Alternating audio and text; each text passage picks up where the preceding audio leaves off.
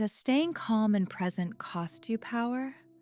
Or is calm the actual source of it?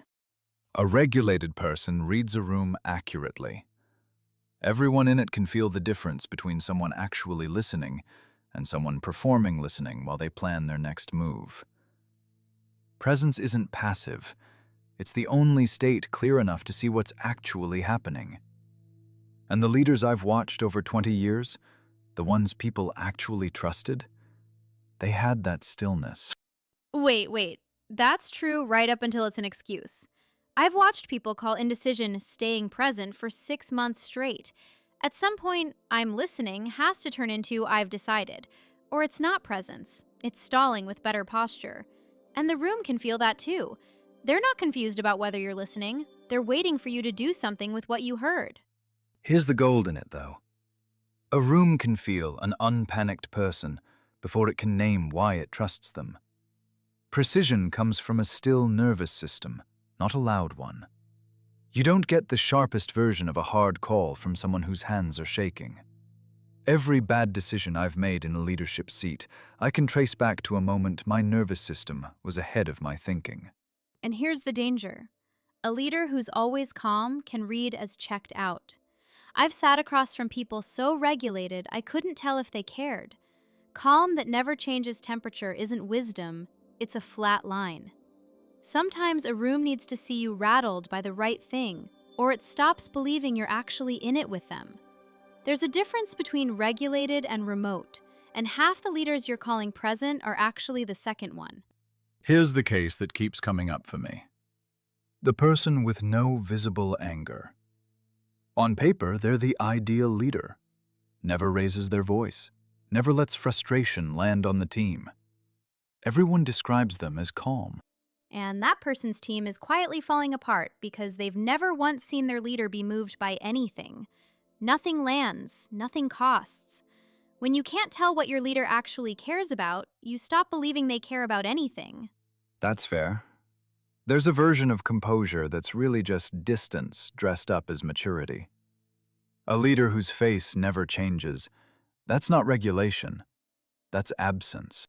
So maybe the distinction isn't calm versus decisive.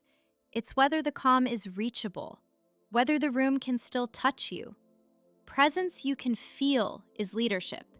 Presence they can't reach is just hiding at a higher altitude. Fine, but presence was never a synonym for passivity.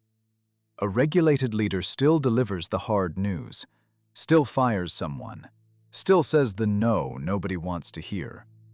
Calm is how it gets delivered, not whether it gets avoided. If your presence has never cost you a comfortable moment, it isn't presence. It's conflict avoidance wearing yoga pants. The regulated leader does the hard thing without making the hard thing about themselves. Okay, I'll take that distinction. Presence that never has to do anything hard isn't presence. It's hiding with good lighting. That's a real line. Here's the one you don't want to hear. Calm without a decision attached curdles into passivity. I've watched a leader stay so composed, so present, that the team never actually found out what she wanted. They read her stillness as an absence of conviction, and the room drifted, because nobody borrows direction from someone who won't spend any. She was regulated. She was also, functionally, not there. And by the time she made the call, 3 of her best people had already made their own. And here's yours.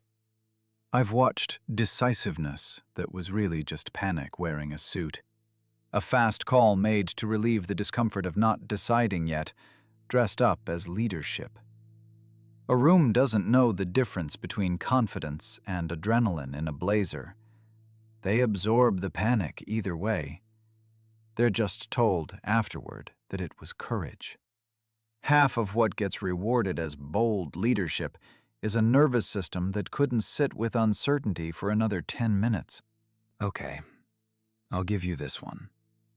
I've stayed quiet in rooms and called it wisdom, when really I just didn't want to be the one who turned out to be wrong. I told myself I was holding space. I was hiding. My decisiveness has, at least once, been panic wearing a suit. I called it instinct. It was just fear that moved fast. And I got applauded for it, which made it harder to see. A regulated person reads the room instead of reacting to it. But reading it doesn't count if you never move it anywhere. Presence is what lets you find the real call, not just the fastest one. Finding it doesn't matter if you never make it. And a decision made in panic isn't brave. It's just fast. And a room that's never moved isn't calm. It's stalled. The leader who holds still lets the room show them what's actually happening. And the leader who moves shows the room that what's happening actually matters. So we're not going to tell you who won tonight. We can't. Being and becoming are both you. The part that can hold still. And the part that has to move something. Not opposites. Two hands of the same leader. The leaders you'd follow anywhere aren't the calmest person in the room. Or the most forceful one.